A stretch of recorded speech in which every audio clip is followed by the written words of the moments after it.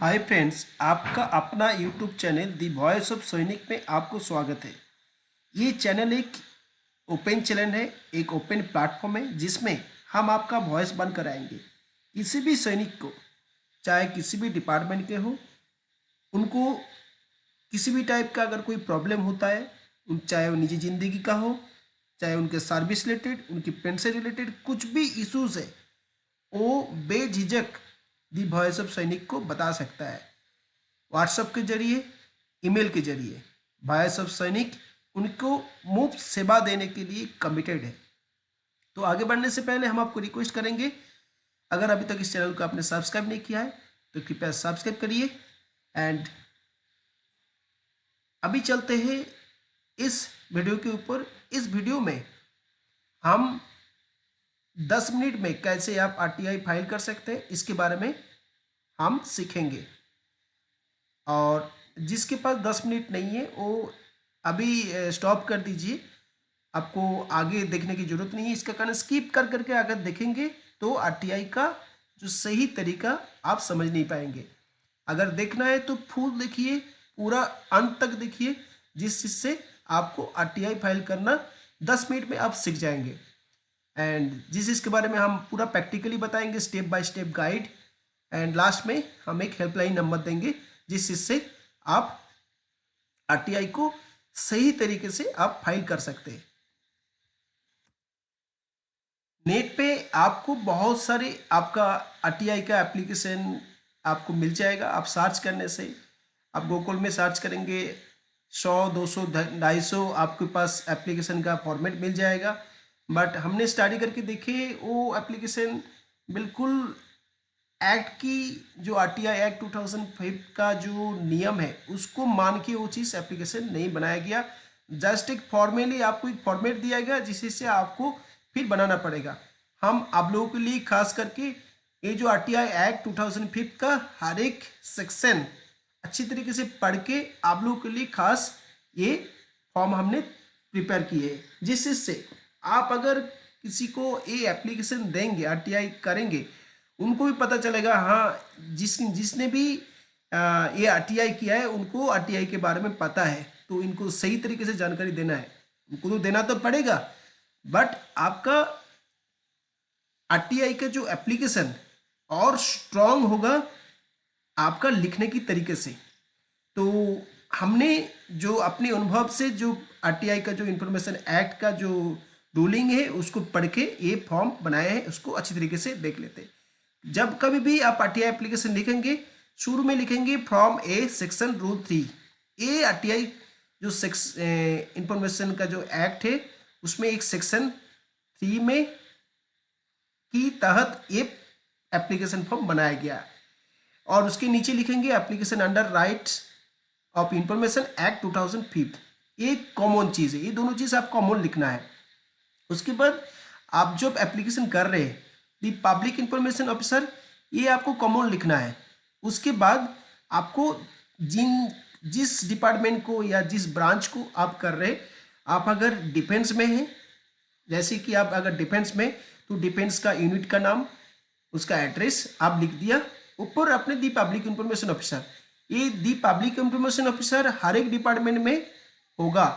ये 2005 के बाद से हर एक डिपार्टमेंट में एक पब्लिक इंफॉर्मेशन ऑफिसर अपॉइंट हुआ है, तो उन्हीं को ये जाएगा। उनको कोई नाम लिखने की जरूरत नहीं है, बस खाली दी पब्लिक इंफॉर्मेशन ऑफिसर और उस यूनिट का नाम और एड्रेस।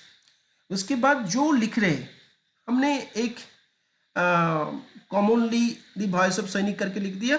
जो इंफॉर्मेशन जो अप्लाई कर रहे हैं आरटीआई अप्लाई, उनका एड्रेस।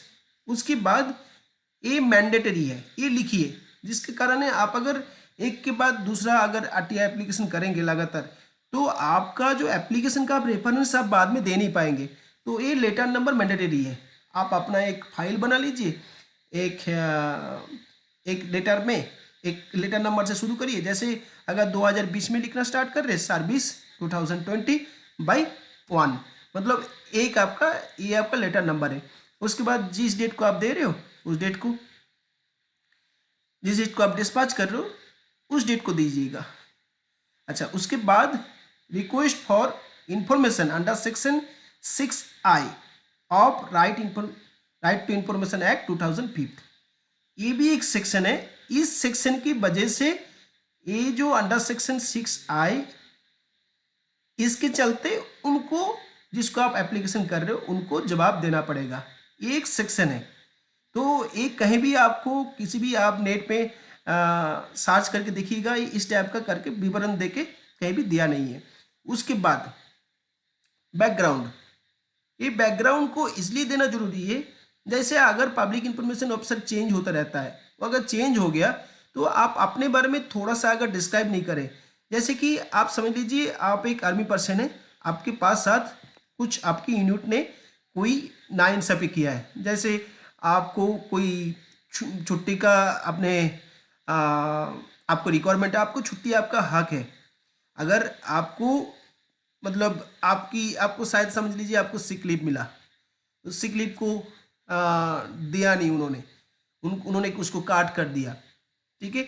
तो जैसे आपको डॉक्टर ने 6 वीक का सिक लीव दिया समझ लीजिए, उसके बाद आपकी यूनिट ने आपका जो सिक लीव है उनको कम करके 4 वीक कर दिया, तो आप बैकग्राउंड थोड़ा सा आप डिस्क्राइब कर दीजिए। जैसे आप अपना आर्मी नंबर लिख दीजिए 1426 1425 7856 के, जो कोई भी है, सिपाही या हविलदार या लेफ्टिनेंट या चाहे कुछ भी हो, जैसे लिख दिया हविलदार का ट्रेड लिखिए, जैसे अगर जीडी है जीडी, ठीक है। जैसे नाथू सिंह, हमने एक एग्जाम्पल के संग से नाथू सिंह लिख दिया, Nathu Singh section, Nathu Singh posted out from या now is in sick leave,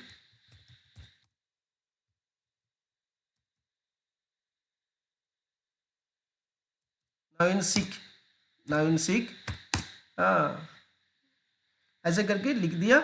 लिखने के बाद आप अब लिख दीजिए सिक लीव, ठीक है। ऐसे करके एक बैकग्राउंड दे दिया। बैकग्राउंड देने के बाद इससे क्या होगा, आपका एक स्टैंडर्ड बनता है एप्लीकेशन लिखने का। अच्छा, उसके बाद required information, please provide me the certified true copy. अभी आप जो आपको इंफॉर्मेशन जानना चाह रहे हैं उसके बारे में आपको लिखना है। ये लाइन आपका कॉमन है, इसके कारण है आप तो इंफॉर्मेशन ही तो मांगेंगे ना, तो इंफॉर्मेशन मांगने के लिए ये जो लाइन है इसको हमने ग्रीन कर दिए, ये ग्रीन लाइन है, सॉरी ब्लू कर दिए, ये मैंडेटरी है, इसको आपको हर एक एप्लीकेशन में लिखना है। Please provide me the certified true copy, certified करके देगा, चाहे कुछ भी एप्लीकेशन है, जो आप इंफॉर्मेशन मांग रहे हो वो सर्टिफाइड करके देगा। इसका कारण है वो नीचे अगर साइन नहीं करेगा बाद में वो मुकर सकता है, जो हमने तो ये एप्लीकेशन दिया नहीं है। इसका कारण है वो जो कॉपी लगाएगा वो तो अटैच करके देगा ना, certified copy true copy of my actual sick leave,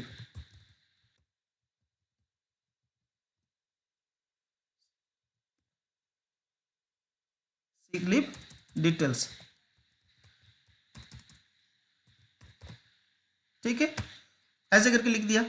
उसके बाद नेक्स्ट ए भी आपका कॉमन रहेगा, कुछ भी आपका जो आप जानना चाहते हो उस चीज को क्या करिएगा, आप कॉमन नहीं लिखिएगा, कॉमन नहीं लिखिएगा, ठीक है। Please provide the certificate true copy, आप क्या लिखिए, कौन से अथॉरिटी में आपको ये कम किया, so true copy authority under which unit authority supersede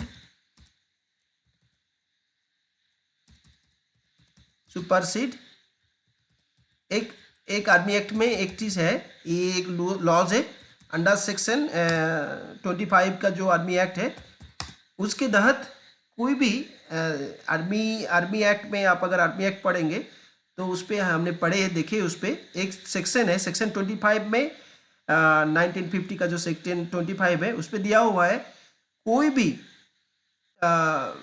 authority कुछ भी अगर डिटेल मिलता है, जैसे आपको अगर कहीं से सिक लीव मिला है तो आपको अगर कहीं से मिलता है तो उसको आप काट नहीं कर सकता, उसको एज सुपरसीड नहीं कर सकता। तो हमने इसको लिख दिया। आप जानना चाह रहे कौन सी अथॉरिटी के जरा उन्होंने आपका जो ऑथराइजेशन है, चाहे आप लीव जाना चाहते हो आपको दे नहीं रहा है, तो इस टाइप में केस में आप ये लाइन को आप जरूर लगाइएगा, section 25 in the army act 1950। ये भी लाइन, जैसे आपके साथ अगर इस टाइप का आर्मी रिलेटेड कोई भी आपके साथ घटना घट रही है और आपको लग रहा है जो यूनिट अथॉरिटी आपका जो अधिकार है उसको खंडित कर रहा है, तो इस लाइन को जरूर लगाइए, जरूर लगाइए इस चीज़ को, तो उनको पता चलेगा जो ये जो बंदा है इनको नॉलेज है, हमें देना तो देना ही है। उसके बाद एक कॉमन सी लाइन है, ये भी कॉमन लाइन है, as per citizen charter how many days I should expect that will provide me the above required information. एक कॉमन लाइन है, इसमें कोई चेंज नहीं करना है। अच्छा, उसके बाद और एक चीज़ देना है आपको, the above required information may be provide me with in 30 days. पहले ही पिछली क्लास में हमने आरटीआई की जो क्लास है उसमें बताए थे 30 दिन के अंदर जवाब देना है।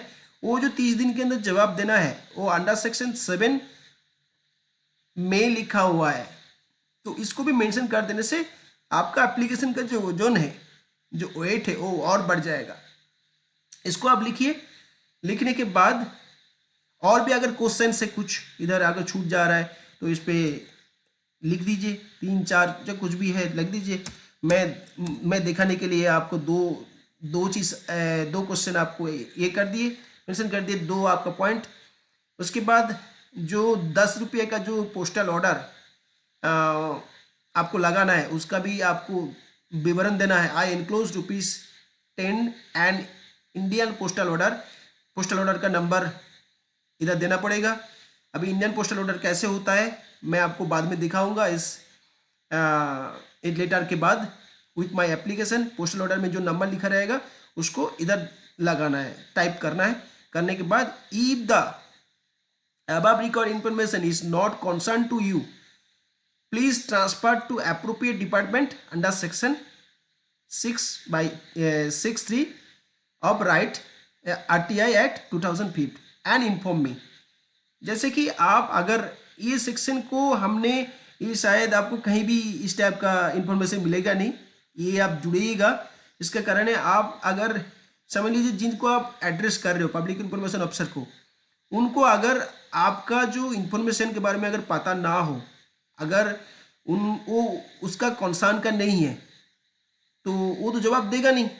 तो ये लाइन अगर आप लिख देते हैं तो वो क्या करेगा, जो कंसर्न अथॉरिटी है उस कंसर्न अथॉरिटी को आपकी जो आरटीआई एप्लीकेशन है उसको आगे कर देगा एंड आपको इन्फॉर्म भी करेगा जो हमने आपका जो आरटीआई एप्लीकेशन है उसको हमने आगे कर दिया, एंड आपको वो इंफॉर्मेशन दे देगा। ये जो under section 63 of RTI act उसके तहत में ये रूलिंग दिया हुआ है। आप अगर इसको अंदर नहीं करेंगे, इसको अगर राइट डाउन इसको एंटर नहीं करेंगे, लिखेंगे नहीं, तो वो क्या करेगा, आपको नॉर्मली एक इसका रिप्लाई दे देगा जो ये हमारा कंसर्न का नहीं है, आप कंसर्न जो पर्सन को दीजिए। तो ये बहुत इंपॉर्टेंट लाइन है, इसको मेंशन करिएगा एंड ये भी आप मेंशन करिएगा जो हमने पॉइंट आउट कर रहे हैं। अच्छा, उसके बाद आप सिग्नेचर ऑफ एप्लीकेंट्स जो आरटीआई लिख रहे हैं उसका सिग्नेचर होगा इधर, और जो आप 10 रुपये का उस ये हो गया आपका एप्लीकेशन। उसके बाद इंक्लूजर में आप ₹10 का जो इंडियन पोस्टल ऑर्डर आप लगा रहे हो उसका नंबर इस पर लिख दीजिएगा, और जब पोस्ट करने के टाइम जब चिट्ठी को पोस्ट करेंगे तो अब ध्यान में रखिएगा, ये आरटीआई का जो एप्लीकेशन के साथ में पोस्टल ऑर्डर को मस्ट उस लिफाफा में जुड़िएगा, नहीं तो आपका एक्सेप्ट नहीं होगा विदाउट 10 रुपीज़ जो पोस्टल ऑर्डर फॉर्म। ये बहुत बड़ा एक पॉइंट है। अगर आप नहीं देते हो, आरटीआई का जो सेक्शन है अंडर सेक्शन में लिखा हुआ है, आपका रिप्लाई देगा नहीं। अच्छा, पब्लिक इंफॉर्मेशन ऑफिसर वो देने के लिए बाध्य नहीं होगा। आप अगर लगाएंगे जरूर उनको देना पड़ेगा, अगर नहीं देगा तो पहले पिछले वीडियो में आपने जो बताए थे, जो उसके बाद आप सेंट्रल पब्लिक इंफॉर्मेशन ऑफिसर को देना है। अगर पिछले वीडियो अगर कोई नहीं देखा है, डिस्क्रिप्शन बॉक्स में उसका लिंक दिया हुआ है। आरटीआई के बारे में अगर जानकारी चाहिए वो भी देख सकते हैं। अच्छा, अभी आ जाते हैं इस पे। इनक्लोजर में आप 10 रुपये का जो स्टैम्प पेपर है उसको आपने उसका विवरण दिया है। उसके बाद सेल्फ सर्टिफाइड कॉपी, आप आधार कार्ड का जो फोटोकॉपी लगेगा और उस पर जरूर साइन करिएगा। आप अगर साइन नहीं करते हैं तो वो आपका एप्लीकेशन इफेक्टिव नहीं होगा। अच्छा, इफेक्टिव का मतलब ये है जो आप नहीं कर रहे हो और कोई आपका कर रहे हैं। आप अगर आधार कार्ड को नीचे अगर साइन कर दे या वोटर कार्ड के नीचे साइन कर देंगे तो आप ही कर रहे हो, उसका प्रूफ है। अच्छा, नोट में ये दोनों पॉइंट को आप लिखिएगा। नहीं लिखने से आपको हो सकता है जो आप आरटीआई एप्लीकेशन कर रहे हो, ये फास्ट वाला पॉइंट अगर नहीं लिखेंगे हो सकता है आपको बुला ले, भाई आप आ जाइए, आप अपना जानकारी लेके जाइए। तो इसलिए ये पॉइंट लिखना बहुत जरूरी है। It is requested that required information will be provide by me by post के माध्यम से हमें वो इंफॉर्मेशन जानना है। एंड और एक पॉइंट लिखिएगा जरूर, every page of the information will be self certified and concerning certified by concerning officer. इधर बाय होगा, मैंने टाइमिंग मिस्टेक किया, certified by concerning officer oblique PIO. जो कोई भी इंफॉर्मेशन देगा वो सर्टिफाइड करके देगा, मतलब इनिशियल करके देगा स्टैंप लगा के। ये आपको मोटा मोटी आपको शायद पता चल गया होगा। बहुत ही इजी प्रोसेस है। अगर फिर भी किसी को अगर समझ नहीं आता है तो इसका अगर फॉर्मेट किसी को चाहिए तो दी वॉइस ऑफ सैनिक का जो नंबर दिया हुआ रहेगा डिस्क्रिप्शन बॉक्स में, उस नंबर पे आप पिंग करके इस एप्लीकेशन का जो फॉर्मेट है वो भी आप ले सकते हो। और अगर किसी को एप्लीकेशन करना नहीं आ रहा है, वो बंदा भी अगर हमारे द्वारा अगर कराना चाहते तो हमें भी वो बता सकते हैं। दी वॉइस ऑफ सैनिक आपका ये आरटीआई एप्लीकेशन बिल्कुल मुफ्त करेंगे। बस खाली 10 रुपये का जो स्टैंप है वो आप लगा दीजिए बस, और पोस्टल जो एक्सपेंस है वो आप बेयर कर लीजिए, आपका एप्लीकेशन बना देगा। अभी आपको हम पोस्टल ऑर्डर कैसे होता है वो हम आपको दिखाएंगे। ये पोस्टल ऑर्डर है, देखिए पोस्टल ऑर्डर 10 रुपये के पोस्टल ऑर्डर है, जिसको आप आरटीआई कर रहे हो, पे टू करके पब्लिक इंफॉर्मेशन ऑफिसर ऐसे लिखना है और उनका एड्रेस डालना है। अच्छा, उनके बाद आप अपना इसका डिटेल्स भी रख लीजिएगा इसके करंट रेफरेंस के लिए। बाद में अगर जवाब नहीं देते हैं तो सेंट्रल पब्लिक इंफॉर्मेशन ऑफिसर को जब आप देंगे, फिर से जब रिमाइंडर मारेंगे, तब ये जो कॉन्फिडेंशियल का जो आपका जो रिसिप्ट कॉपी जो आपके पास रहेगा, जो स्लिप जो आपके पास रहेगा, उनका एक जेरोक्स कॉपी आपको देना पड़ेगा। और सेंडर का जो इन्फॉर्मेशन ये देने के बाद आप इस वाला पार्ट को यहाँ से इस वाला पार्ट को आप रख लीजिएगा एंड काउंटर वाला पार्ट को आप अच्छी तरीके से फाइल करके रखिएगा, जो आपको बहुत काम में आएगा। ठीक है, आशा करते हैं आपको ये आरटीआई एप्लीकेशन के बारे में जरूर पता चल गया है, कैसे आरटीआई एप्लीकेशन करते हैं। अगर ये वीडियो अच्छा लगा तो उस वीडियो को लाइक करिए और उन लोगों को शेयर करिए जिनको अपना मौलिक अधिकार के बारे में पता नहीं है, जो अपना प्रॉब्लम से जूझ रहे हैं। बहुत सारे फौजी, बहुत सारे ऑन सर्विस वाले प्रॉब्लम में पड़े रहते हैं, जिनको कैसे क्या करना है उनके बारे में पता नहीं है। तो ये वीडियो उनके लिए है, तो उनको ज़रूर पहुंचाइए जिससे उनको लाभ हो सके। अंत में हम आपको रिक्वेस्ट करेंगे, अभी तक आपने अगर इस चैनल को सब्सक्राइब नहीं किया है तो कृपया सब्सक्राइब करिए। And thank you. जय हिंद।